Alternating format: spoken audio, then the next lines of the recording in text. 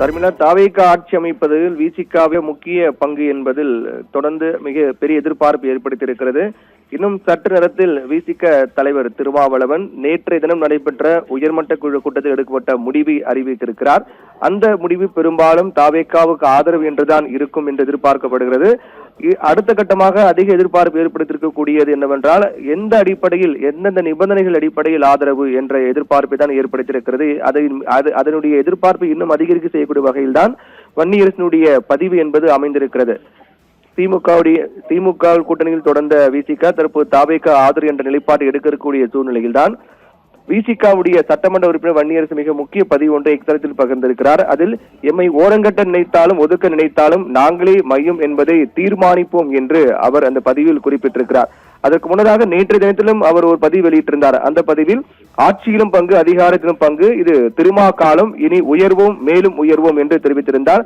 இந்த அடிப்படையில் பார்க்கும்போது தாவேகாவுக்கு விசிக ஆதரவு என்பது கிட்டத்தட்ட உறுதியாகிவிட்டது. இருந்தாலும் அந்த உறுதியான அறிவிப்பை திருமாவளவன் இன்னும் சற்று நேரத்தில் அறிவிக்க இருக்கிறார். அதில் ஏற்கனவே கூறியது போல அமைச்சரவையில் பங்கு, அதே போன்று துணை முதலமைச்சர் பதவி திருமாக்கு வழங்க வேண்டும் உள்ளிட்ட பல முக்கியமான விடயங்கள் குறித்தெல்லாம் நேற்றைய கூட்டத்தில் விவாதிக்கப்பட்டு பேசப்பட்டிருக்கிறது. அந்த அடிப்படையில் தான் அதற்கு தாவேக தரப்பில் எடுக்கப்படக்கூடிய முடிவு என்ன என்பது மிகப்பெரிய எதிர்பார்ப்பு ஏற்படுத்தியிருக்கிறது. விசிக தாவேகாவுக்கு ஆதரவு தெரிவித்தால் அந்த பெரும்பான்மை எண்ணிக்கை என்பது கிடைத்தது 118 என்பது.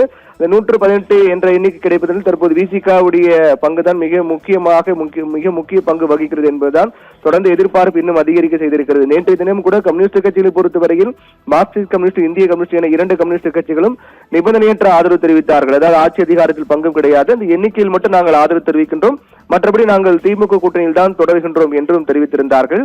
இந்நிலையில் தான் அதை தொடர்ந்து விசிக நிலைப்பாடை பொறுத்தவரையில் அவர்கள் உறுதியாக இருப்பதாகவே தெரிகின்றது. என்றால் கடந்த பல ஆண்டுகளாக 10 ஆண்டுகளுக்கு மேலாகவே தமிழகத்தில் ஆட்சி அதிகாரத்தில் பங்கு என்ற நிலை வர வேண்டும் என்று அவர்கள் தொடர்ந்துடைய எதிர்பார்ப்பு என்பது இருக்கின்றது. இந்நிலையில் அதை மெய்ப்பிக்கும் வகையில் தான் இந்த தேர்தல் முடிவுகளும் வெளியாக இருக்கிறது. யாருக்கும் தனி பெரும்பான்மை கிடைக்காத நிலையில் ஆட்சி அமைப்பதில் தாவேகாவுக்கு தனிபெரும் கட்சியாக இருந்தாலும் சிக்கல் ஏற்பட்டிருக்கிறது. தற்போது ஆட்சி அதிகாரத்தில் பங்கு என்று ஏற்கனவே தாவேக தெரிவித்திருந்தாலும் கூட கம்யூனிஸ்ட் கட்சிகள் ஆதரவு நிபந்தனையற்ற ஆதரவு என்றும் அவர்கள் ஆட்சி அதிகாரத்தில் பங்கு வேண்டாம் என்றும் தெரிவித்து விட்டார்கள். அதன் தொடர்ச்சியாக விசிக பொறுத்தவரையில் அவர்கள் உறுதியாக இருப்பதாக தெரிகிறது. ஆட்சி அதிகாரத்தில் பங்கு வேண்டும் என்பதில் உறுதியாக இருப்பதாக தெரிகிறது. அந்த எதிர்பார்ப்பு, அந்த அவருடைய அந்த எண்ண ஓட்டத்தின் வெளிப்பாடாக தான் வன்னியரசுடைய பதிவு பார்க்கப்படுகிறது. ஆட்சியிலும் பங்கு, அதிகாரத்திலும் பங்கு, இது திருமா காலம், இனி உயர்வோம் மேலும் உயர்வோம் என்று நேற்று தினம் அவர் பதிவு வெளியிட்டிருந்தார். அதன் தொடர்ந்து தற்போது வெளியிட்டக்கூடிய பதிவும் அதன் தொடர்ச்சியாகவே பார்க்கப்படுகிறது. எம்மை ஓரங்கட்ட நினைத்தாலும் ஒதுக்க நினைத்தாலும் நாங்களே மையம் என்பதை தீர்மானிப்போம் என்றும் பதிவிட்டிருக்கிறார். இதன் மூலமாக விஜய் அரியணை ஏற விசிகாவின் பங்கு என்பது மிகுந்த முக்கியத்துவம் வாய்ந்த ஒன்றாக பார்க்கப்படுகிறது. இன்னும் சற்று நேரத்தில் விஜய் திருமாவளவனை நேரில் சந்தித்து ஆதரவு கோர இருக்கின்றார். அதைத் தொடர்ந்து விசிக தலைவர் திருமாவளவன் அதிகாரப்பூர்வமாக தெரிவிக்க இருக்கின்றார். அப்போது கிட்டத்தட்ட இது தொடர்பாக ஏற்கனவே பேசப்பட்டு விட்டதாக கூறப்படுகிறது. தாவேகாவிடம் விசிகாவுடைய கோரிக்கைகள், எதிர்பார்ப்பு என்பதையெல்லாம் பேசப்பட்டு விட்டதாக கூறப்படுகிறது. இன்னும் சற்று நேரத்தில் அதிகாரப்பூர்வ அறிவிப்பு வெளியாகும். அந்த அறிவிப்பு தான் எதிர்பார்ப்பை ஏற்படுத்தியிருக்கின்றது. ஷர்மிளா.